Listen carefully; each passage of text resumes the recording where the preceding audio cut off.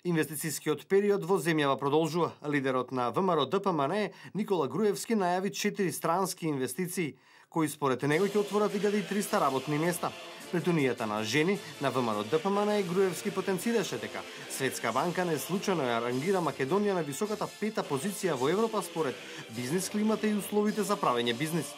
Прва добра вест е дека една чешка компанија која се занимава со железнички транспорт и шински возила, донесе одлука да инвестира во Македонија и да вработи најмалку 600 невработени лица, при што во првата фаза ќе се вработат 150 до 200.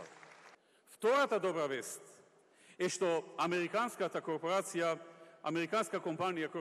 влегува на македонскиот пазар, отворејќи канцеларија во Битола со план да вработи 300 лица. Трета добра вест е за Крива Паланка. Словенечка компанија во Браунфилд објект ќе отвори производство на ранци за деца, кои ќе ги пласира на европскиот пазар.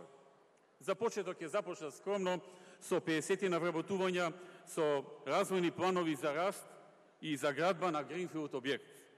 Четврта добра вест е што американската компанија Amphenol почнува со градба на нова фабрика за автомобилски делови во Кочани. Amphenol веќе има 2 фабрики и 3 погони во Кочани.